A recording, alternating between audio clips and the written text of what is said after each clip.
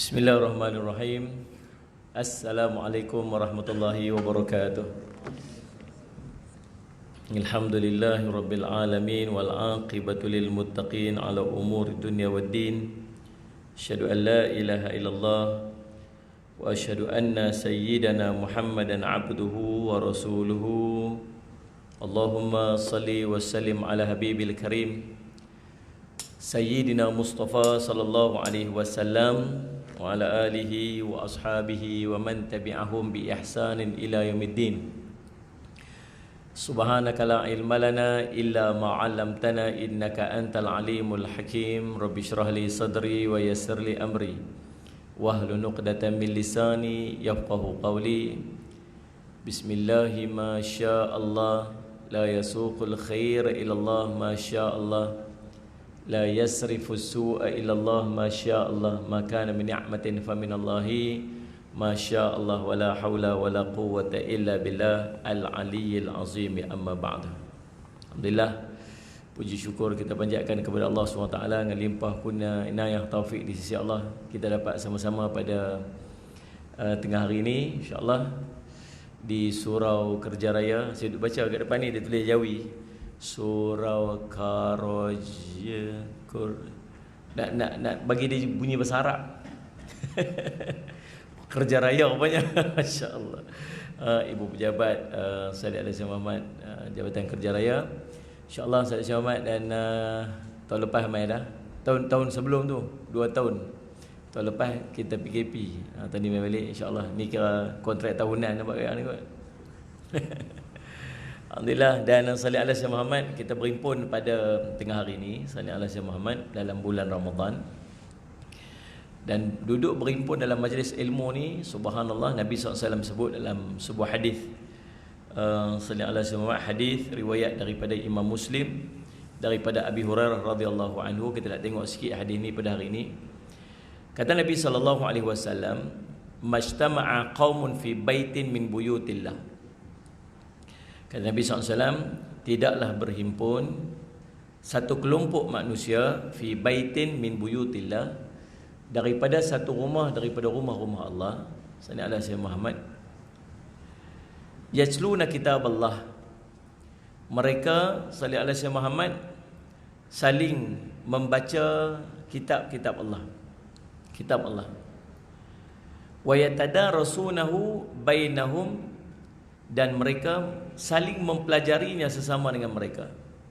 Nabi SAW dalam hadis ini menggunakan perkataan tadarus, sallallahu alaihi wasallam Muhammad, illa, kecuali, nazalat alaihimus sakinah, maka akan turun, sallallahu alaihi wasallam Muhammad, melainkan sallallahu alaihi wasallam akan turun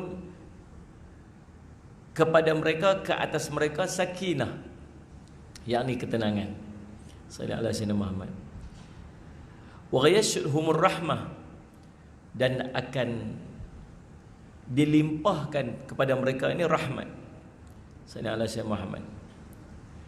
Wa hafathumul malaikah, dan subhanallah, para malaikat akan mengelilingi mereka. Wa dzakarahumullahu fi man indahu, dan Allah menyebut nama mereka di hadapan para malaikat yang berada di sisinya. Ini kelebihan kita duduk dalam majlis ilmu yang kita nak bincang pada tengah hari ini insya-Allah. Bukan apa, kadang-kadang sallallahu alaihi wasallam Muhammad, kita tak nampak, bila kita tak nampak satu-satu kelebihan, maka kita tak ada kesungguhan untuk mendapatkannya. Kalau kita nak buat satu benda, orang kata pilah buat, kalau saya buat tu saya dapat apa? Tengoklah apa-apa. Pakai kita tak ada kesungguhan lah kita nak buat. Tapi kalau orang amak kita, kalau kita buat tu kita dapat ni, kita dapat tu sesuai pula dengan apa kita nak, maka kita akan sungguh untuk dapat. Duduk majlis ilmu ni tuan-tuan, bukan cerita pasal tak boleh makan ya. Dia main ni sebab tak boleh makan Ustaz. Kan? Saya pun tak tahu, saya tak pernah main waktu tak makan. 2 kali main kat sini pun dua-dua pun time tak boleh makan. Saya tengok ramai macam ni lah. Kalau time boleh makan, saya tak tahu ramai mana. Kau harap-harap ramai macam ni kat lah kot. Macam tu lah. Dahsyat apa? Kira dahsyat apa ni? Kira dahsyat. Jadi sallallahu alaihi wasallam tuan-tuan, Allahumma salli ala Muhammad. Maka kita main majlis ilmu ni bukan sakat mengisi masa lapang ke, sebab tak ada benda nak buat ke. Kita main ni sebab fadilat dan kelebihannya. Nabi SAW sebut, man salaka tariqan yaltamisu fi ilman sahalallahu lahu bihi tariqan il jannah. Siapa yang tempuh satu jalan untuk menuntut ilmu, kata Nabi SAW. Ulama sebut tempuh jalan ni dua cara. Yang pertama, memang sungguh-sungguh dia pergi berjalan pergi. Memang sungguh-sungguh dia berjalan pergi. Yang keduanya, usaha dia untuk mendapatkan ilmu. Dia nak tahu satu benda, dia telefon ke, dia tengok YouTube ke, dia tengok apa, dia buat research untuk dia dapatkan ilmu. Dia panggil usaha untuk, dia panggil tempuh satu jalan untuk mendapatkan ilmu. Maka sahalallahu lahu bihi tariqan il jannah. Maka Allah akan permudahkan jalan dia untuk masuk syurga Allah SWT. Itu kita nak pun. Dan kita nak masuk syurga lah, sallallahu alaihi Muhammad. Sebab tu malaikat ramai-ramai duduk celah-celah kita ni, waktu ni naik bertemu dengan Allah. Allah tanya, kamu mai pada mana malaikat? Allah tahu kita tu pai mana. Saja Allah tanya tu pihak ilmu ni sampai kat kita. Kamu mai pada mana ni malaikat? Kami mai daripada satu kelompok yang duduk sallallahu alaihi Muhammad menyebut-nyebut nama kamu, bertakbir, bertahmid, menyebut nama kamu. Depa nak apa? Depa nak apa tu? Depa duduk ramai tu, depa nak apa? Kata Allah, kata malaikat, depa nak syurga-Mu ya Allah. Betul-betul kita mai tuan-tuan, kita nak syurga Allah. Kau tak mau kan? Macam tak mau. Tuan-tuan nampak teruk sungguh. Nampak macam tak makan 3 bulan. Nampak puasa sungguh. Kan? Oh, Tuan-tuan. Kita dalam sallallahu alaihi Muhammad. Betul-betul kita nak syurga Allah. Sebab kalau kita masuk, kalau kita pi akhirat tak dapat syurga Allah, tuan-tuan, kita akan pergi satu tempat lagi nama neraka. Dan kalau boleh kita nak masuk syurga tu, direct masuk syurga. Tak mau sekali pun cecah sikit dalam neraka Allah. Dalam kitab Nihayah fil Fitan wal Malahim cerita tuan-tuan sallallahu alaihi Muhammad, kita akan melintasi satu tempat. Tempat ni satu keadaan. Tempat ni nama dia tuan-tuan, Allahumma salli ala sayyidina Muhammad, titian sirat. Titian sirat. Allah cerita tidak ada orang dalam Quran Allah cerita, tidak ada orang yang sallallahu alaihi Muhammad akan terlepas daripada melintasi neraka, yakni titian sirat ni. Rupanya sirat ni tuan-tuan, dia duduk atas neraka. Dia duduk atas neraka dan kita akan melintasi neraka dengan titian sirat tu. Dalam riwayat menceritakan betapa jauhnya tuan-tuan 10,000 tahun macam tu, 10,000 tahun macam tu. Satu riwayat menyebutkan demikian. Tempat yang sangat licin dan tempat yang sangat nipis. Nipis sallallahu alaihi Muhammad macam rambut, tajamnya macam rambut dan licin. Tuan-tuan boleh berjalan tak? Boleh bayang tak kita akan berjalan kalau kita jadi satu tempat pendek tu tiba licin. Macam mana jalan? Kita akan hati-hati jalannya tu. Ini bayangkan kalau kita melintasi tempat licin yang tempohnya 1000 tahun. Seharilah, kata seharilah. Berjalan tempat licin, sehari. Sehari ni dah belum. Tuan-tuan pernah main ice skating Saya paling tak reti sekali main skating, main kasut roda ke apa benda, memang daripada dulu tak reti. Tak aneh. Kalau try main tu mesti jatuh tu golek-golek lah. Tuan-tuan, kalau pedor-pedor, tak pedor-pedor. Orang panggil apa sini extra careful. Jaga. Sakit ni pangkai paha ni. Dia sakit pakai paha ni. Tuan bayang tak kalau sehari kita duduk jaga takut tergelincir macam tu. Dan sebelah tu kalau jatuh ke debu itu tak apa tuan-tuan. Jatuh tu neraka. Api akan bakar kita. Tuan-tuan, 10,000 tahun. Allahu Rabbi dan Ustaz Jamal. Tu dahsyatnya keadaan nama dia sallallahu alaihi Muhammad, titian sirat. Sallallahu alaihi Muhammad. Dan tuan-tuan masya-Allah sallallahu alaihi Muhammad waktu melintas itu digambarkan dalam kitab Imam Ibn Kathir tu tuan-tuan. Ada yang sampai ke sana dalam keadaan dia dah rentung. Dia tak masuk neraka, tapi bahang daripada api tu dah merentungkan dia. Dia dah rentung lah, sampai sana dah rentung lah.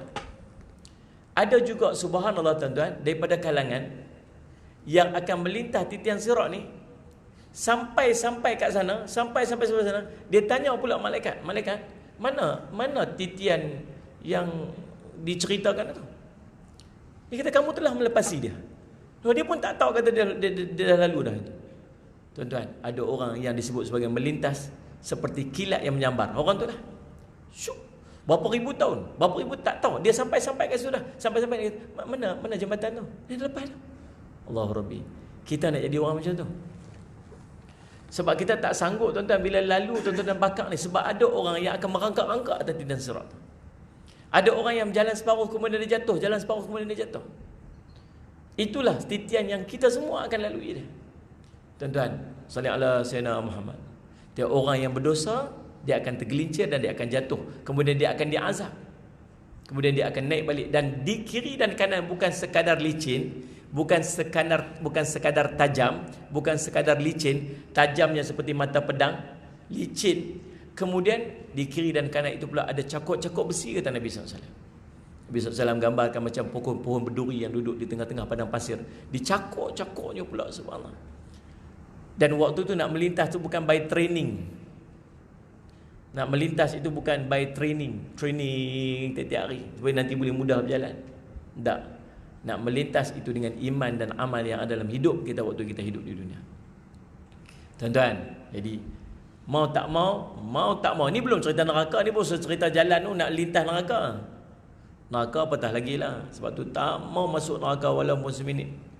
Tak mau masuk neraka walaupun sesaat. Tuan-tuan, kalau boleh kita nak terus saja masuk syurga Allah SWT. Dan salah satu jalan untuk memudahkan kita masuk syurga Allah SWT, Nabi kata apa? Sallallahu alaihi wasallam, Muhammad, man salaka tariqan yaltamisu fihi ilman sahalallahu lahu bihi tariqan il jannah. Siapa tempuh satu jalan untuk tuntut ilmu Allah SWT, maka Allah akan permudahkan jalan dia untuk masuk syurga. Betul-betul lah tuan-tuan, saja sembang-sembang kita. Salli ala sayyidina Muhammad. Allahumma salli ala sayyidina Muhammad. Kalau kita tahu bila kita nak mati, kan? Bila mati je, tuk mati habis, tak ada. Tak payahlah duk baru pula nak baca Quran, baru nak buat amal nak masuk syurga. Kalau tahu agak-agak nak mati tu depan-depan ni je, salli ala sayyidina Muhammad, agak tak buat dah maksiat. 2-3 hari lepas, 2 hari lepas kot, Salih Muhammad, 2 hari 3 hari lepas, Salih Muhammad, seorang sahabat kami dekat Penang tu, Salih Muhammad, dia ada restoran Chow Kway Teow dekat dengan Pematang Pauh, nama Adam Chow Kway Teow, masyhur kedai dia. Ramai orang kat kedai dia tuan-tuan. Anak muda lagi, 30-an. Duk rushing nak balik untuk buka puasa, naik motor, terbabas motor pun meninggal tepi jalan. Benar Ustaz Syamad? Dia tahu tak kata dia meninggal tu? Dia tak tahu. Kalau dia tahu tuan-tuan, sebelum daripada tu dia akan usaha sungguh-sungguh untuk dia buat amal supaya cukup dia nak masuk syurga Allah SWT. Sallallahu alaihi wasallam. Malam saya dapat satu video. Beberapa hari lepas saya dapat video, seorang tu hantar kat saya. Dia tengah bagi tazkirah. Yang saya tahu ni mungkin dalam tempoh Covid itu sebab ada mask kan. Ada mask. Maksudnya baru-baru tempoh baru ni. Tuan Sallallahu alaihi wasallam. Dia kata apa? Sebelum kita menutup majlis kita pada hari ini, marilah kita sama-sama berzikir kepada Allah dengan lafaz zikir ni, kalau dia nak zikir ni, kalau orang mati dengan lafaz ini, kalau nak mati dia akan dimasukkan ke dalam syurga Allah SWT. Bila nak mati pun nak bisa sebut yang tu. Dia pun, mari kita zikir sama-sama. La ilaha illallah. Waktu dia sebut tu, la ilaha, orang semua duk tengok ni, siapa ni? Orang sebelah tu. La ilaha, boom, tumbuh jatuh. Tak tahulah Allah alam meninggal ke apa, tak tahu Allah alam. Tapi kalau meninggal dia tu tuan-tuan, meninggal last kalimah dia dengan la ilaha illallah. Ria-ria tuan-tuan Ustaz Iman.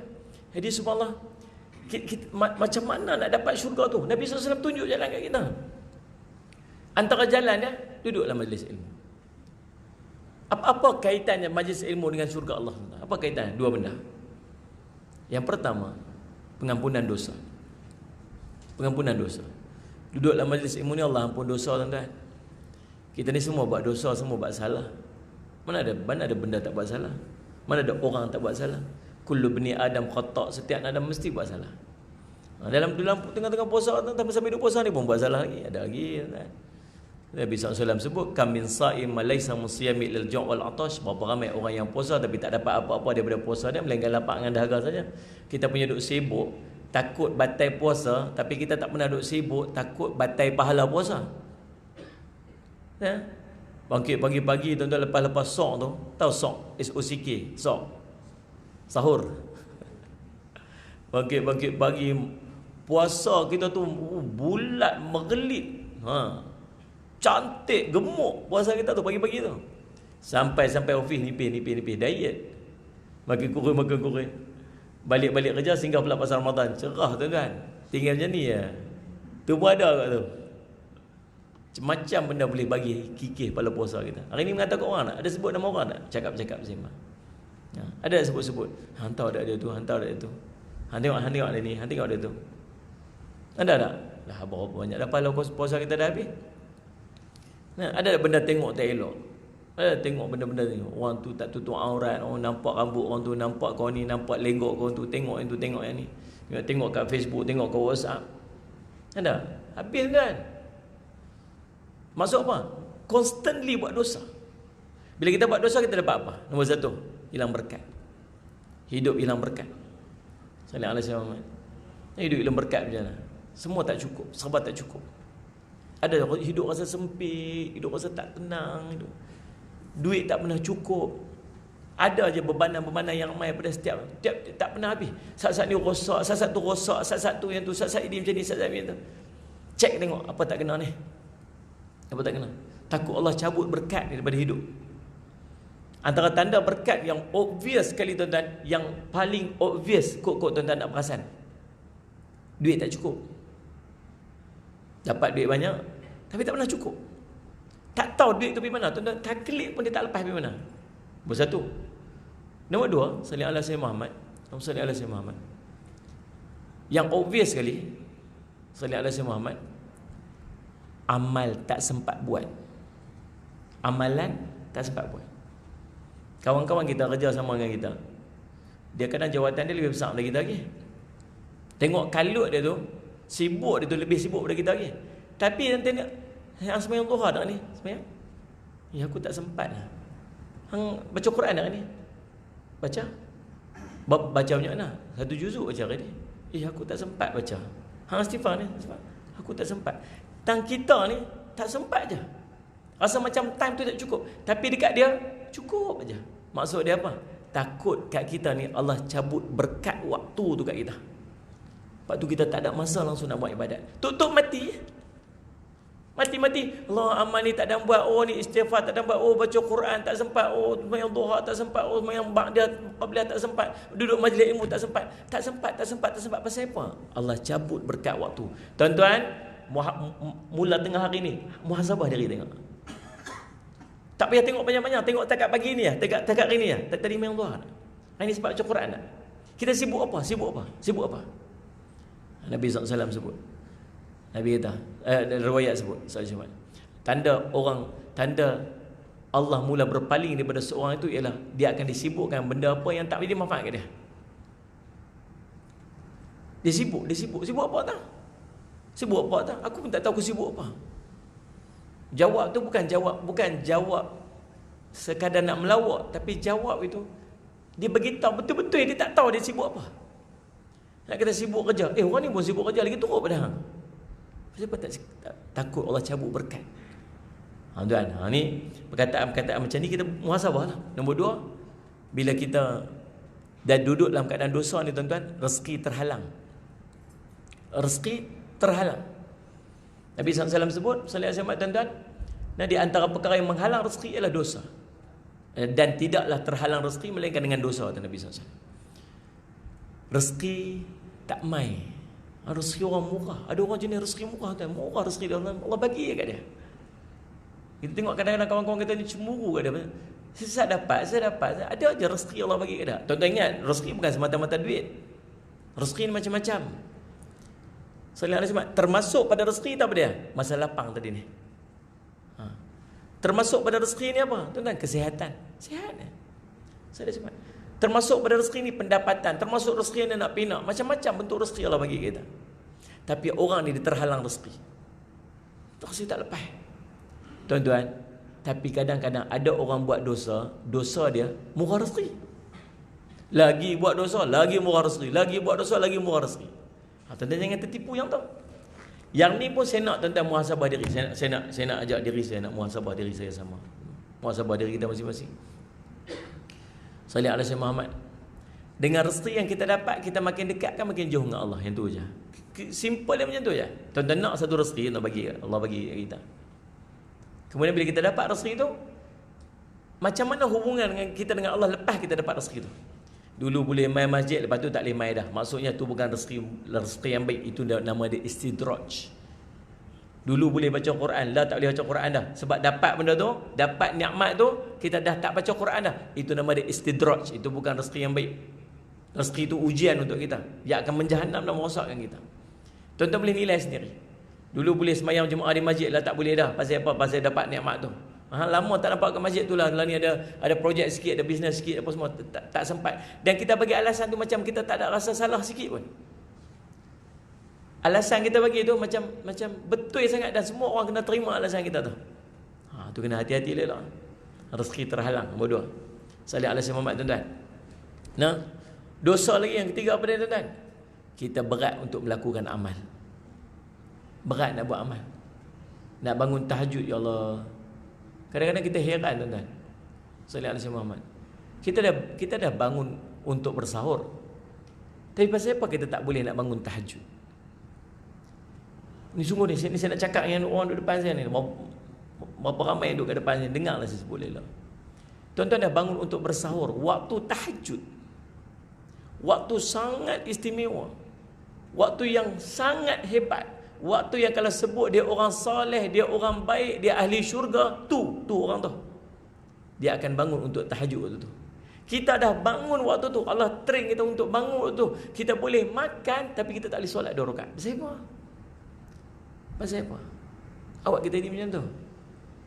Sebab nak bangun tahajud tuan-tuan, nak dapat kemuliaan yang hebat ni, Allah tak mau orang berdosa. Dia sebut Imam Hasan Al-Basri, seorang tu mengadu kat dia. Dia kata, wahai Imam, saya ni dia buat dosa. Tapi rezeki saya murah je tu. Adakah itu tanda Allah sayang kat saya? Imam Hasan Al-Basri tanya ada satu, kamu sembahyang tahajud tak? Tak. Cukuplah kemurkaan Allah bila Allah tak izinkan kamu untuk bertahajud pada dia. Tuan-tuan, waktu 2 tanda orang berdosa, kata ulama, yang pertama dia tak mampu untuk bangun pada malam harinya, yang kedua dia tak mampu untuk berpuasa pada siang harinya. Kita ni pasal wajib puasa. Kalau puasa sunat berat juga tuan-tuan, susah nak buat. Tu. Salat Jumaat. Dan macam-macam lagi lah kesan daripada dosa. Tu tak cerita akhirat, dunia kena dah. Lagi apa? Allah menjauhkan orang baik-baik daripada kita. Di antara tanda kita tenggelam dalam dosa, Allah tak mau orang baik duduk dekat kita. Sallallahu alaihi Muhammad. Sallallahu alaihi Muhammad. Ulama sebut tanda Allah ampunkan dosa, ulama akan letak dia dalam kelompok orang baik. Orang baik akan duduk dekat dengan dia. Sallallahu alaihi Muhammad. Perasan tak kadang-kadang kita panggil orang mai kenduri. Kita buat majlis. Alim ulama ni tuan-tuan, dia hidup dia ada barakah. Orang baik-baik ni, orang soleh ni, hidup dia dilimpah barakah. Siapa pergi duduk dekat dia, tempiah barakah tu akan sampai kat dia. Lepas tu kita kena duduk dekat orang baik-baik, orang soleh-soleh. Tuan-tuan boleh feel tak bila tuan-tuan duduk dekat dengan alim ulama? Dia feel dia lain. Kita sendiri pun rasa kita baik. Bila kita duduk dekat dengan orang soleh, kita rasa macam kita duduk dalam kebaikan.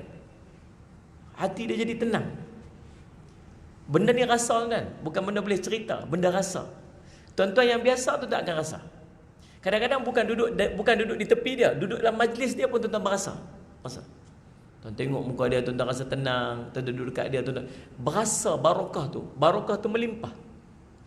Tempiah dia mai kat kita. Tuan-tuan tak ambil berkat dia. Kata, Tok Guru, saya pergi jumpa ni nak ambil berkat Tok Guru. Bukan ambil berkat dia. Kita nak pergi tumpang berkat dia. Berkat ni boleh tumpang. Itu kalau ada alim ulama mai duduk dekat dengan kita, dia mai majlis kita, dia mai rumah kita, barakah dia kita akan tumpang. Kebaikan dia kita akan tumpang. Nabi SAW sebut. Nabi kata, dia pun pesan kat kita juga. Nabi kata apa? Nabi kata, al-mar'u ala dini khalilihi. Seorang itu akan duduk di atas jalan agama teman rapat dia.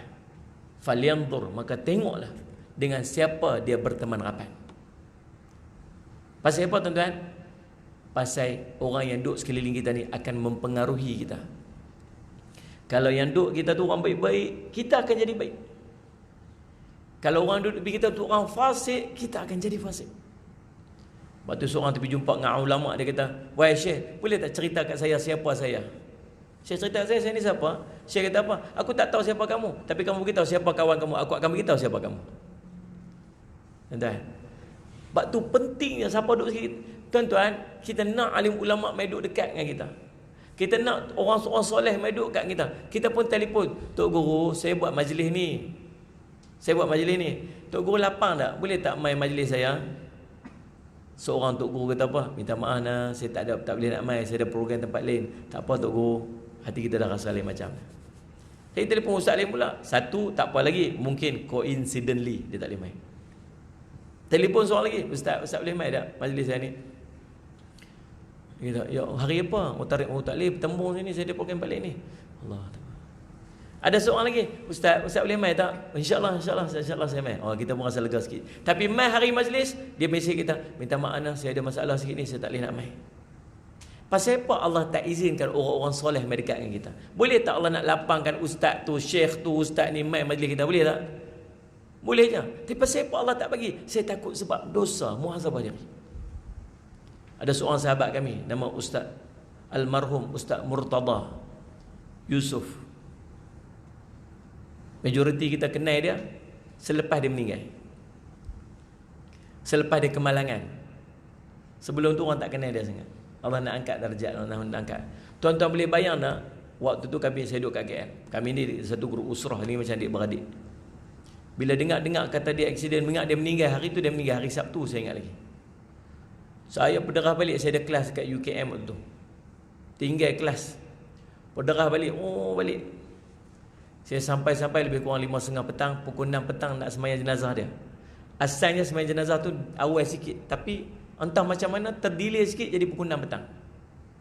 Tuan-tuan, Allahumma salli ala Muhammad, waktu tu 1000 orang tunggu kat masjid dah. 1000 orang tunggu, dia meninggal umur 30 tahun. Salli ala Muhammad. Tuan-tuan, kemudian subhanallah, saya nak cerita dia punya hebat ni. Salli ala Muhammad. Cerita hebat orang meninggal tak apa dah.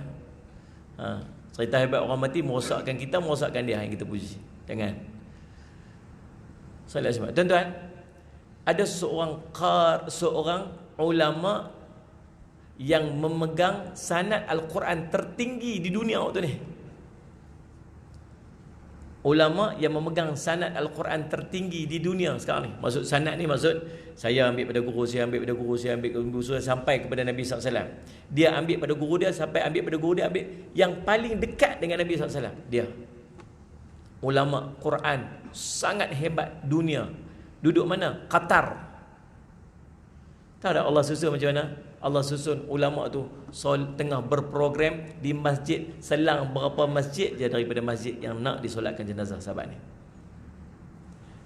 Dan terdelaynya waktu untuk solat itu 6 petang tu sesuai pula dengan waktu breaknya di antara dua program syekh tu waktu break dia.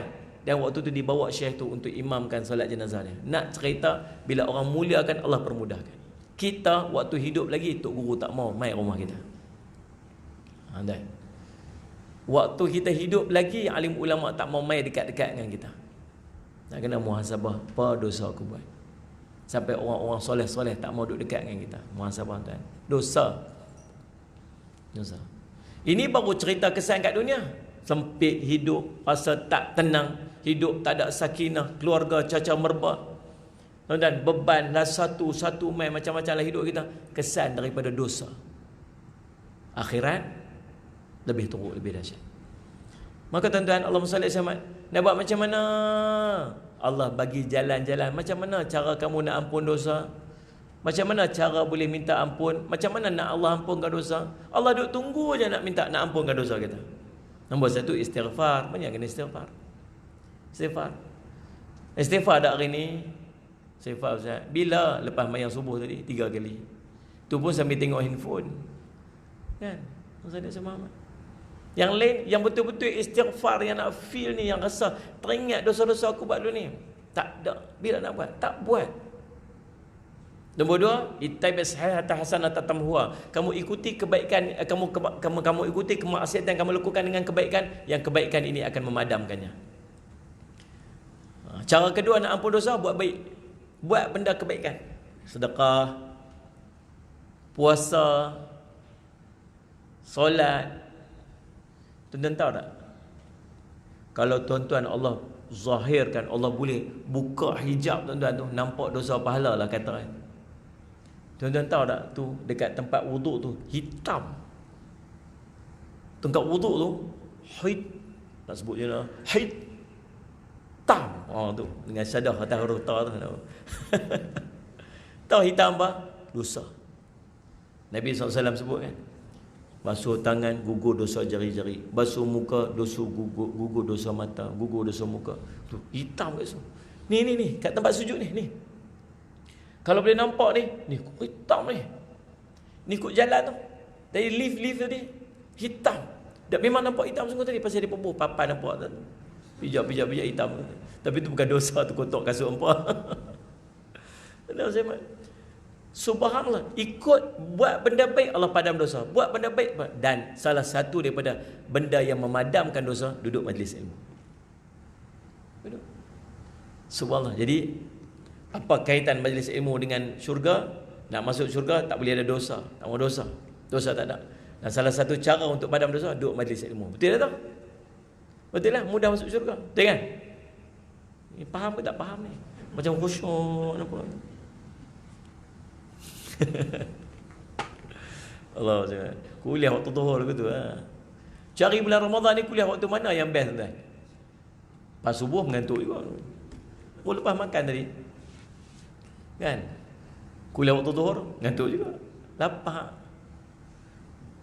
Kuliah lepas maghrib lagilah tengah kenyang.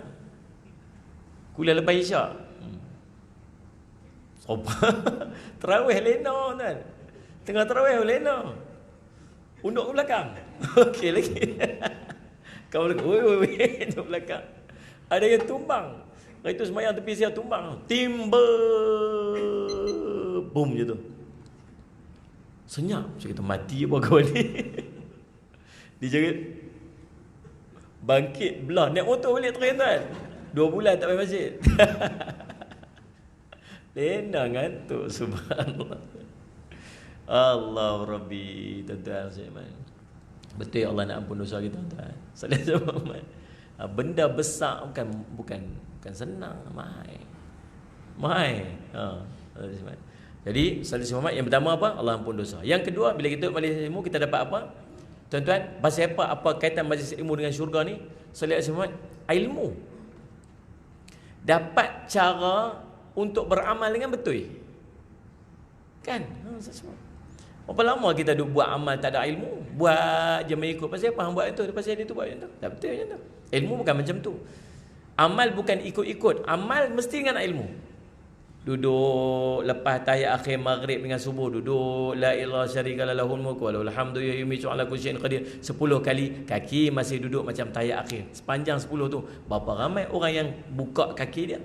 Maksudnya dia buat tanpa ilmu. Kan? Salih alaihi wasallam kan? Banyak amal-amal yang kita buat kita ikut-ikut. Tak, amal mesti dengan ilmu. Jadi sebenarnya dapat ilmu, 2 syarat amal Allah terima kata Imam Nawawi. Yang pertama, ikhlas kerana Allah. Yang kedua, amal mesti bertepatan macam mana yang Nabi SAW tunjuk. Maka cukup 2 syarat ni, amal kita akan diterima. Nak dapat ikhlas, mesti ada ilmu.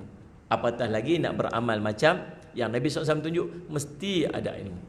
Baik tuan-tuan, Allah SWT. Itu kepentingan kita duduk dalam majlis ilmu. Sallallahu alaihi wasallam. Kata Nabi SAW, "Majtama'a qaumun fi baitin min buyutillah." Tidaklah berhimpun sekelompok manusia di salah satu daripada rumah-rumah Allah. Ni kita buat ni, kita ni lah termasuk senarai ni. Insya-Allah. Sallallahu alaihi Muhammad. Kemudian Allahumma salli alaihi Muhammad, yasluna kitab Allah, depa duk baca kitab Allah. Dengar hadis-hadis Nabi SAW, dengar ayat-ayat Quran. Sallallahu alaihi Muhammad. Kemudian buat apa ni? Wa yatadarasunahu bainahum. Depa duduk bertadarus. Duduk, orang ni baca, orang ni dengar. Orang ni dengar, orang ni baca, orang ni dengar. Dia panggil bertadarus. duduk salih alaihi wasallam mempelajari ayat-ayat Quran ni sama-sama dengan depa. Ni Ramadan kita buat lagu tu tuan-tuan. Ramadan ni saya nak ajak tuan-tuan, saya nak ajak diri saya, kita kena banyak baca Quran lebih pada biasa. Pasal apa? Pasal Nabi buat. Ni pasal apa baca Quran banyak sangat bulan Ramadan ni? Yang pertama sebab Nabi buat. Tadarus tu Nabi SAW buat dengan malaikat Jibril alaihi salam. Sallallahu alaihi Muhammad. Allahumma salli ala Muhammad.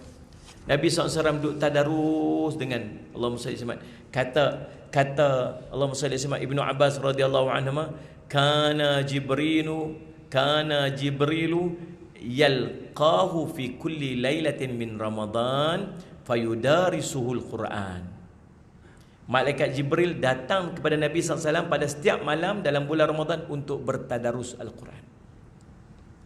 Nah, tadarus ni apa dia? Paling kurang ada 2 orang. Seorang baca, seorang dengar.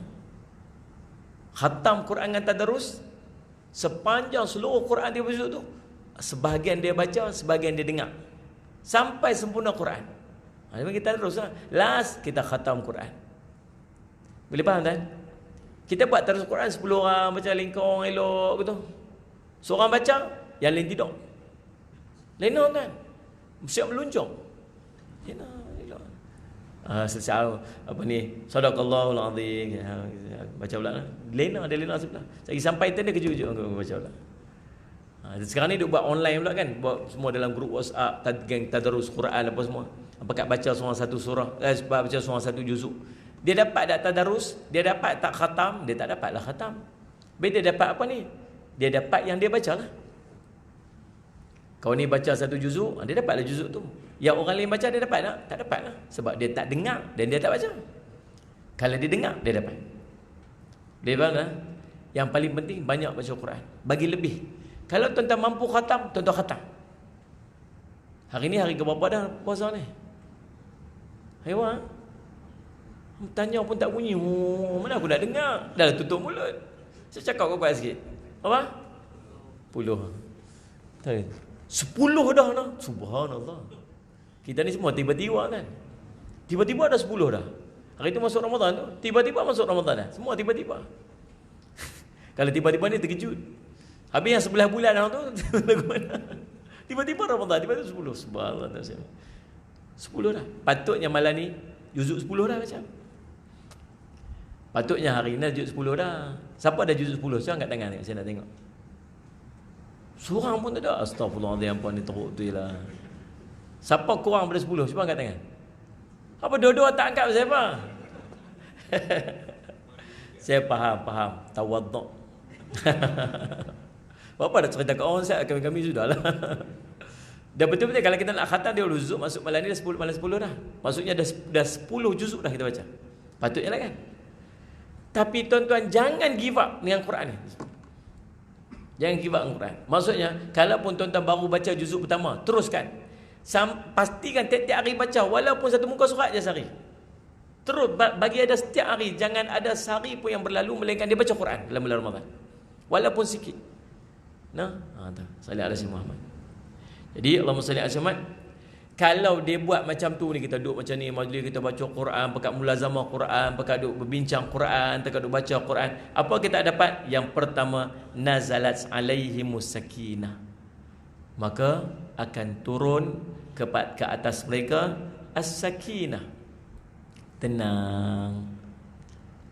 Tuan-tuan, saya nak tanya tu dia, tuan-tuan jawab ikhlas jawab ni. Ikhlas tu dia jawab ni. Tuan-tuan rasa tenang tak dalam majlis ilmu ni? Kemau. Patut mengantuk Ustaz punya tenang dah mengantuk. Allah Rabbi zaman. Tenang sungguh. Ada orang dia tak boleh duduk malam ni, dia gelisah. Gelisah. Macam duduk atas bara. Pukul apa nak berhenti? Sini abang siap lah pukul 10. Yang bagi ustaz, mohon berhenti pada jam 1.50 petang untuk solat zuhur. Hamba tak dah berhenti 1.50. Kalau pergi kuliah-kuliah tempat tu tuan-tuan, masuk dia kuliah maghrib sampai dekat isyak tu, ustaz tu buat lajak tak berhenti, dia mukadimah dekat bunyi tek tu mukadimah tak habis lagi. Tuan-tuan, dia punya kelupok boleh tahu, kelupok tahu tak?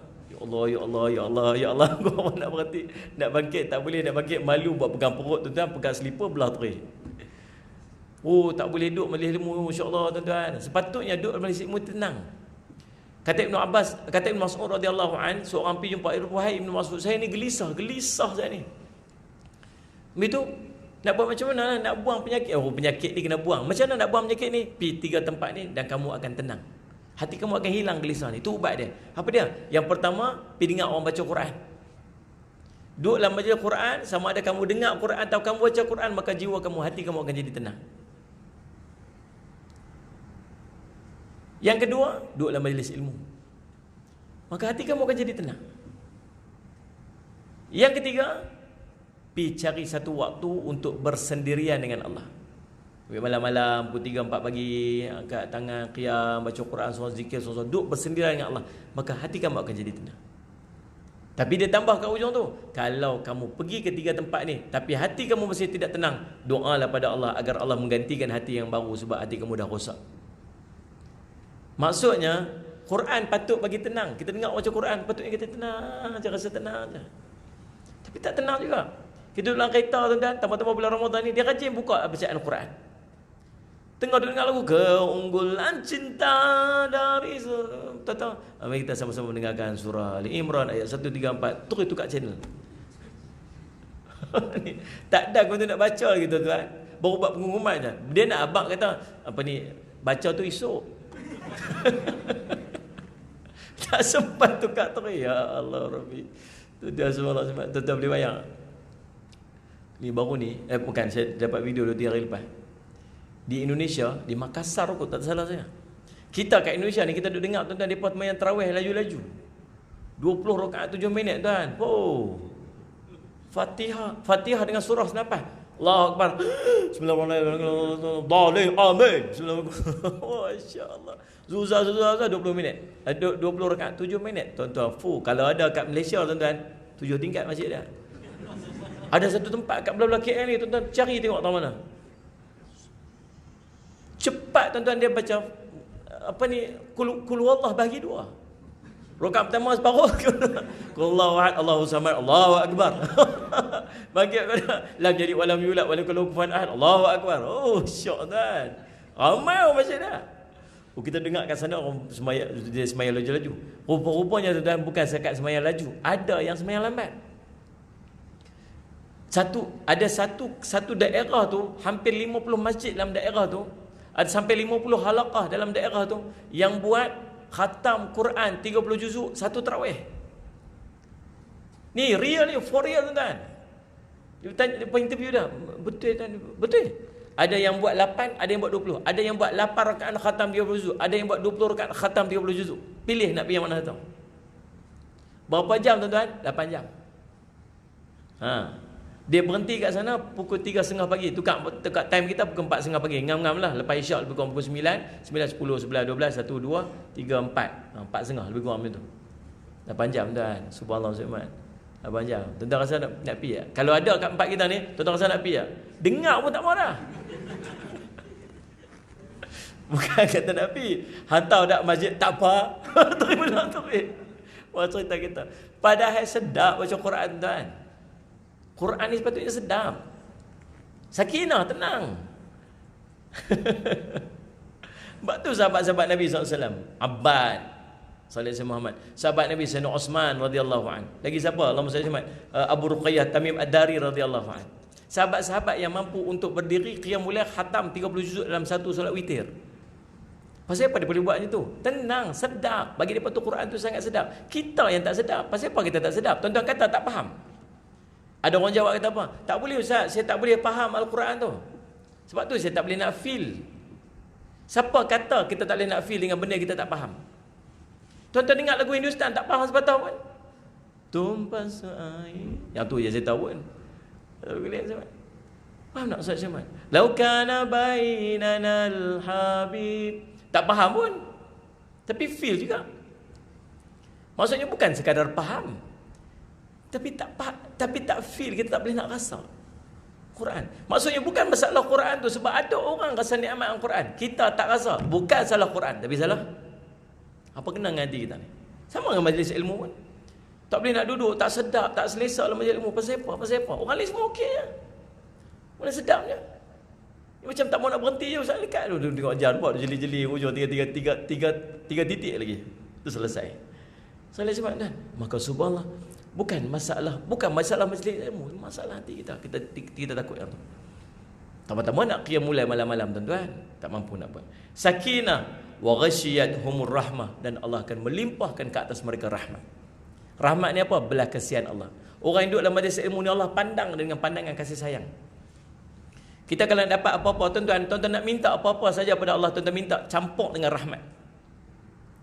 Tuan-tuan nak rezeki, campur rezeki dengan rahmat. Tuan-tuan nak apa? Kenderaan, bagi kenderaan tu main dengan rahmat. Tuan-tuan nak ahli keluarga main dengan rahmat. Sebab rahmat ni dia bagi satu benda dengan kasih sayang. Macam kita minta sesuatu lah, dekat anak-anak kita minta, seorang anak kita ni baik, seorang anak kita ni nakai. Yang baik tu, ayah minta duit sikit, yang nakai tu, ayah minta duit, nak buat apa? Cikgu suruh beli buku. Betul ke? Berapa ringgit? RM10. Betul ke RM10? Main telefon cikgu nak cek, dia bagi juga, tapi cek soal jawab banyak. Cuba anak yang baik, anak yang soleh ni macam mana? Nak berapa? RM10 ayah. Cukup ke RM10 tu? Nak ambil lah RM50. Bagi apa? Dia bagi juga, tapi bagi dengan kasih sayang. Sebab tu tentang perasaan doa kita semua ada birahmatik. Kan? Di hujung dah birahmatika ya arhamar rahimin. Birahmatika ya arhamar. Dengan rahmat engkau wahai Tuhan mengasihi. Dengan rahmat engkau. Kita minta apa pun dengan rahmat kasih sayang Allah. Kita nak. Dan orang yang duduk dalam majlis ilmu tak payah minta, Allah akan limpah rahmat kat dia. Lagi sallallahu alaihi wasallam Muhammad wa haffathumul malaikah. Malaikat duduk akan memayungi mereka, duduk mengelilingi mereka. Dan Allah berbangga-bangga dengan nama-nama kita di hadapan para malaikat-malaikat yang lain. Allah sebut nama kita seorang-seorang tuan-tuan. Berbangga-bangga dengan hamba dia yang duduk dalam majlis ilmu. InsyaAllah mudah-mudahan kita terus istiqamah untuk duduk dalam majlis ilmu. InsyaAllah sampai bila? Sampai bila-bila. Sallallahu alaihi Muhammad. Dan kita akan mendapat meraih kelebihan-kelebihan orang-orang yang menuntut ilmu berada dalam majlis-majlis ilmu insya-Allah. Saya ucap terima kasih pada pihak Said Syamad. Allahumma salli ala Sayyidina Muhammad, JKR yang sudi untuk menjemput saya lagi sekali dekat sini insya-Allah. Mudah-mudahan kita berjumpa lagi pada masa-masa yang akan datang. Mudah-mudahan tuan-tuan Allah menerima dan Allah menjadikan Ramadan kali ini jadi Ramadan yang paling baik dalam kehidupan kita insya-Allah. Aqulu qouli hadza wa astaghfirullah li wa lakum. Wassalamualaikum warahmatullahi wabarakatuh.